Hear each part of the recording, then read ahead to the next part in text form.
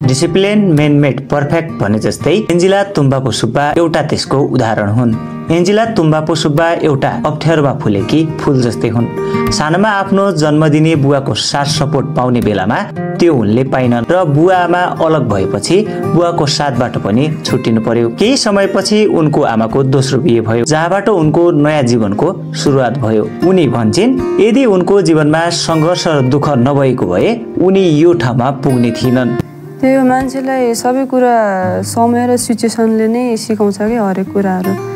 अब त्यो बेला बच्चै बेलामा अब मैले फ्यामिलीको साथ पाएको भए म स्ट्रगल के हो र लाइफमा के गर्नुपर्छ भन्ने मलाई सायद त्यो आउँदैन थियो होला दिमागमा, हैन।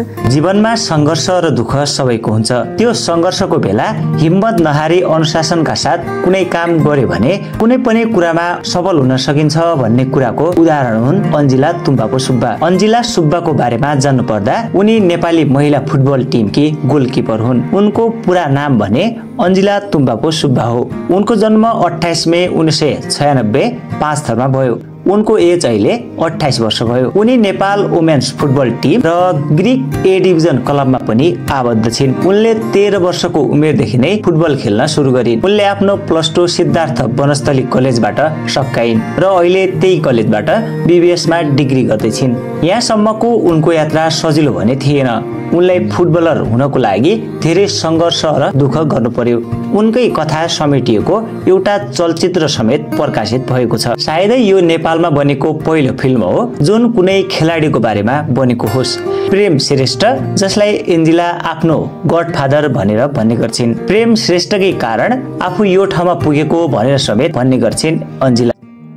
म एज अ गडफादरकै रूपमा मान्छु, किनभने अब बच्चादेखि अब मैले ड्याडीको चाहिँ माया पाएन नि त। अब जब म 5 इयर्सको थिएँ त्यो बेला चाहिँ मेरो मम्मी र ड्याडी सेपरेट हुनुभयो नि त। एज अ गार्जेनको रूपमा चाहिँ मलाई एकैचोटि अब बुकहरू किनिदिने, कापीहरू किनिदिने अनि ड्रेसहरू किनिदिएर चाहिँ मलाई चाहिँ मेरो मनमा छोयो कि त्यो बेला। अनि त्यही भएर चाहिँ मैले उहाँलाई एज अ गडफादरको रूपमा चाहिँ। अन्जिलालाई फुटबलर बनाउनमा अन्जिलाको आमाको ठुलो हात छ।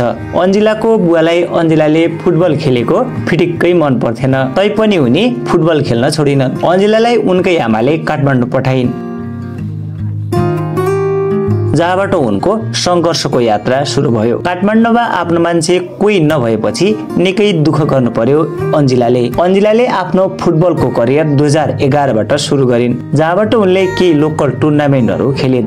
उनी आफ्नो खेलका कारण केही डिपार्टमेन्टहरूको नजरमा परिन्। उनलाई धेरै डिपार्टमेन्टहरूबाट कन्ट्र्याक्टहरू आए, जसमध्ये 2012मा उनले army police force APF join गरिन्। उनले आफ्नो पहिलो इन्टरनेसनल डेब्यू म्याच 2012 इन्डियामा सम्पन्न भएको साफ च्याम्पियन्सबाट गरिन्, जहाँबाट उनले नेपालको लागि ठुलो योगदान गरिन्। उनको डोमेस्टिक करियर हेर्दा एनसीएल कप 2013मा विनर, नेसनल वुमेन्स लिग 2013मा रनर अप र COAS international women's football tournament 2014मा थर्ड पोजिसन, नेसनल कप 2014मा रनर अप सँगै 7औं COAS international women's football tournament 2019मा विनर। उनको इन्टरनेसनल करियर हेर्दा अन्डर 14 AFC रिजनल च्याम्पियनसिप 2014मा विनर र SAFF championship 2014 runner up, SAFF champions 2016 runner up, hero gold cup 2019 runner up, SAFF champion 2019 runner up, नजाडा cup 2019 runner up, 13औं south Asian game 2019 runner up. Anjila Tumbapo सुब्बालाई अझै धेरै सफलताको शुभकामना। सँगै अन्जिला सर्ट